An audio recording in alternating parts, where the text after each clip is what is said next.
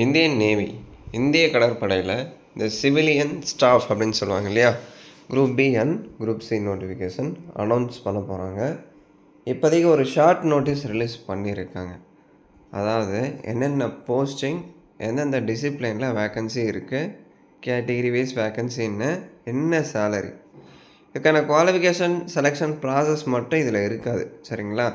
இந்த employment short notice நம்ம Telegram சேனலில் ஷேர் பண்ணியிருக்கேன். டெலகிராம் சேனல் லிங்க் டிஸ்கிரிப்ஷனில் இருக்கும், ஜாயின் பண்ணி டவுன்லோட் பண்ணிக்கோங்க. ஸோ என்னென்ன போஸ்டிங் அனௌன்ஸ் பண்ணியிருக்காங்க அதை டீட்டெயிலாக பார்க்கலாம். ஸோ குவாலிஃபிகேஷன் 10th பாஸ் பண்ணவங்க, 12th பாஸ் பண்ணவங்க, ஐடிஐ, டிப்ளமோ, டிகிரி எல்லாருமே அப்ளை பண்ணலாம். ஆனால் டீட்டெயில்டு குவாலிஃபிகேஷன் தெரியல, நோட்டிஃபிகேஷன் வரட்டும். ஸ்டாஃப் நர்ஸ் இங்கே பாருங்கள், இது வந்து குரூப் பி தான், நான் கெசட்டட் அப்படின்னு சொல்லியிருக்காங்க. சேலரி 44,000 1 lakh இருக்கும். ஸோ பேசிக் 44 ப்ளஸ் உங்களுக்கு நேவி அலவன்ஸ் அதெல்லாமே இருக்கும். வெஸ்டர்ன் நாவல் கமாண்டில் அனௌன்ஸ் பண்ணியிருக்காங்க. ஓகேங்களா? அடுத்து சார்ஜ்மேன் நாவல் ஏவியேஷன் அப்படின்னு சொல்லுவாங்க. இதுவும் குரூப் பி கேட்டகிரியில் வரும். 35,000 சேலரி, கேட்டகிரி வைஸ் வேக்கன்சி இருக்கும், செக் பண்ணிக்கோங்க. அடுத்து சார்ஜ்மேன் எலக்ட்ரிக்கல் டிசிப்ளினில் அனௌன்ஸ் பண்ணியிருக்காங்க. எந்த கமாண்டில் அனௌன்ஸ் பண்ணியிருக்காங்க? வெஸ்டர்ன் நாவல் கமாண்ட், ஈஸ்டர்ன் நாவல் கமாண்ட். ஸோ இதுலேயே வந்து உங்களுக்கு கேட்டகிரி வைஸ் வேக்கன்சி, சேலரி 35,000 இருக்கும். ஓகேங்களா? அடுத்து பாருங்கள், அதே சார்ஜ்மேன் எலக்ட்ரானிக்ஸ் அண்ட் கைரோவில் அனௌன்ஸ் பண்ணியிருக்காங்க. குரூப் பி போஸ்டிங் வெஸ்டர்ன் நாவல் கமாண்டில் அனௌன்ஸ் பண்ணியிருக்காங்க. இந்த மாதிரி உங்களுக்கு டேபிளர் காலமில் டீட்டெயிலாக கொடுத்துருப்பாங்க. ஓகேங்களா? அடுத்து chargeman weapon electricals western naval command, eastern நாவல் கமாண்டில் அனௌன்ஸ் பண்ணியிருக்காங்க. 30,000 salary, category wise vacancies காமிச்சிட்டாங்க.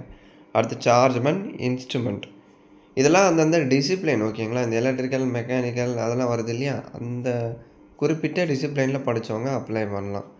Same அதே தான், chargeman western naval command, eastern, category wise vacancy, salary 35 இருக்கும். அதே மாதிரி சார்ஜ்மேன் மெக்கானிக்கல்லையும் உங்களுக்கு அனௌன்ஸ் பண்ணியிருக்காங்க. அதே மாதிரி சார்ஜ்மேன் ஹீட் இன்ஜினில் உங்களுக்கு அனௌன்ஸ் பண்ணியிருக்காங்க. இந்த மாதிரி டிசிப்ளின் வைஸ் வேக்கன்சிஸ் இருக்கும், தரமாக செக் பண்ணிக்கோங்க. இதை ஜூம் பண்ணி பாருங்கள், லெட்டர்ஸ்லாம் ரொம்ப சின்னதாக இருக்கும். சேம் சார்ஜ்மேன் மெக்கானிக்கல் சிஸ்டம் மெட்டலில். அடுத்து உங்களுக்கு ஷிப் பில்டிங்கில் அனௌன்ஸ் பண்ணியிருக்காங்க. மில் பிரைட் அப்படின்னு சொல்லுவாங்க. அடுத்து ஆக்சிலரி, அசிஸ்டண்ட் ஆர்டிஸ்ட், ரீடச்சர் இருக்குது. அடுத்து பார்த்தீங்க அப்படின்னா chargeman planning, production and control டிபார்ட்மெண்ட்டில் உங்களுக்கு அனௌன்ஸ் பண்ணியிருக்காங்க. மிஷினில், சிவில் ஒர்க்கில் அனௌன்ஸ் பண்ணியிருக்காங்க. மெக்கட்ரானிக்ஸில். அடுத்து வந்து உங்களுக்கு refrigeration and air conditioning, RF and ஏசின்னு கொடுத்துருக்காங்க இல்லையா, அதை ஷார்ட் ஃபார்மாக கொடுத்துருக்காங்க. ஸோ இந்த மாதிரி நிறைய டிசிப்ளைனில் இருக்குது. ஓகேங்களா? அடுத்து பாருங்கள்,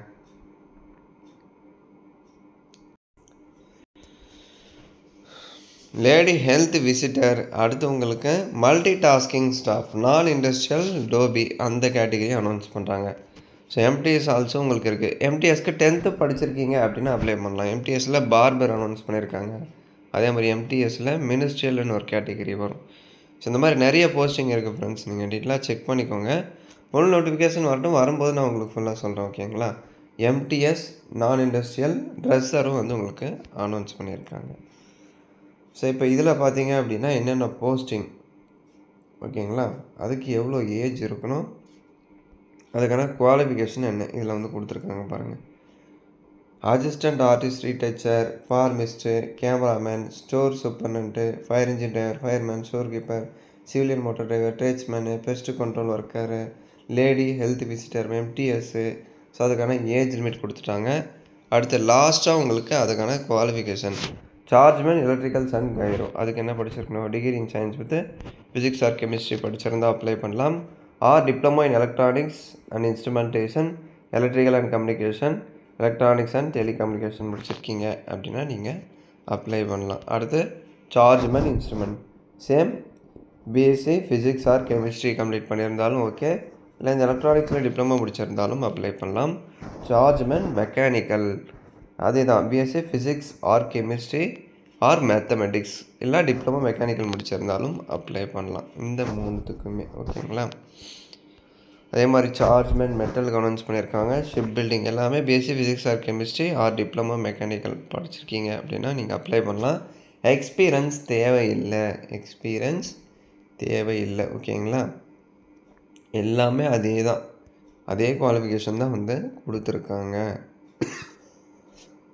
அடுத்து பாருங்கள், chargeman civil, BSc physics or chemistry இல்லை மேக்ஸ். பிஎஸ்சி ஃபிசிக்ஸ் முடிச்சிருந்தாலும் ஓகே, கெமிஸ்ட்ரி படிச்சிருந்தாலும் ஓகே, இல்லை மேக்ஸ் படிச்சிருந்தாலும் நீங்கள் அப்ளை பண்ணலாம். இல்லை அப்படின்னா சிவில் இன்ஜினியரிங்கில் டிப்ளமோ முடிச்சிருந்தா எலிஜிபிள். ஓகேங்களா. அடுத்து சார்ஜ்மேன் மிஷின். ஸோ மிஷின் அப்படின்னாலும் அது ரிலேட்டடாக மெக்கானிக்கல் இன்ஜினியரிங்கில் டிப்ளமோ கம்ப்ளீட் பண்ணியிருந்தால் அப்ளை பண்ணலாம். இல்லை அப்படின்னா BSc physics chemistry or maths complete பண்ணியிருந்தால் அப்ளை பண்ணிக்கலாம்.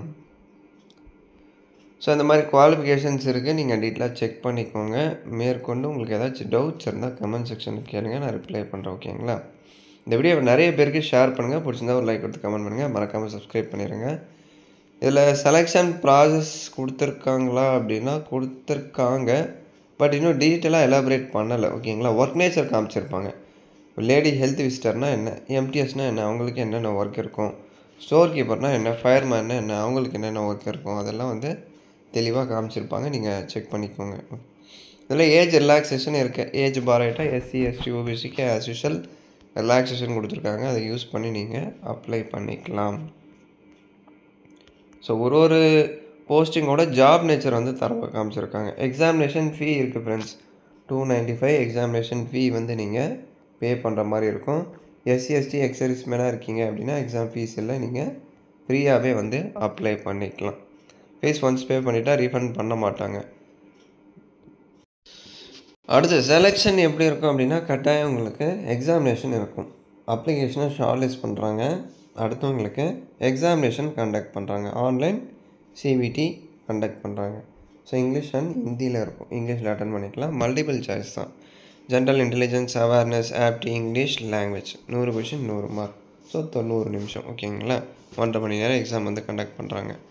இல்லை மினிமம் பாசிங் மார்க் காமிச்சிருப்பாங்க, அதை நீங்கள் செக் பண்ணிக்கோங்க. யூஆராக இருந்தால் 35, ஓபிசி இடபிள்யூஎஸ்ஸாக இருந்தால் 30, அதர் கேட்டகிரியாக இருந்தால் 25. இந்த மினிமம் பர்சன்டேஜ் எடுத்தால் நீங்கள் பாஸ் ஆகலாம்.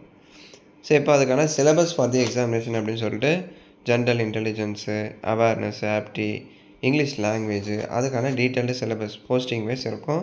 தரவாக செக் பண்ணிக்கோங்க. ஏதாச்சும் டவுட்ஸ் இருந்தால் கேளுங்க. ஓகேங்களா.